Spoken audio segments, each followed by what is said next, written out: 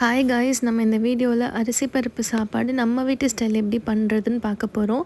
அதுக்கு ஃபஸ்ட்டு கொஞ்சம் ஆயில் ஊற்றிக்கணும். அதுக்கப்புறம் 2 கிராம்பு 2 பட்டை just for the taste and flavour.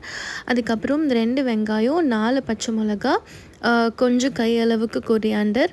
அதுக்கப்புறமா தக்காளி ஒரு 4 தக்காளி போதும். அந்த தக்காளியெல்லாம் நல்லா போட்டு நம்ம நல்லா வணக்கி அதை நல்லா மஷி ஆகிற வரைக்கும் நம்ம சிம்மில் வச்சு வணக்கிட்டே இருக்கணும்.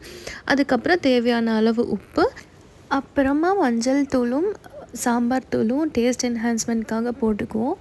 அதுக்கப்புறம் நல்லா வணக்கி நல்லா ஒரு சட்னி கன்சிஸ்டன்சி வந்ததுக்கப்புறமா நம்ம நல்லா தண்ணி ஊற்றி கொதிக்க விடணும்.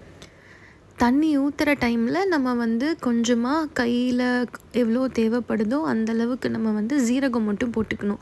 போட்டுட்டு நல்லா கொதிக்க விட்டதுக்கப்புறமா நம்ம ரைஸும் பருப்பும் ஆட் பண்ணிக்கலாம்.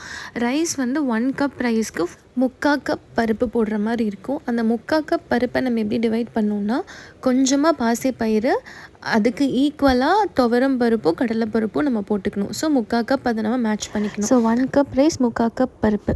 எங்களுக்கு கொலன்னு இருந்தால் பிடிக்கும். ஸோ தண்ணி அளவு பார்த்து ஊற்றிக்கோங்க. அதுக்கப்புறம் விசில் விட்டு என்ஜாய் பண்ணுங்கள். சூடான அரிசி பருப்பு சாப்பாடு. தேங்க்யூ.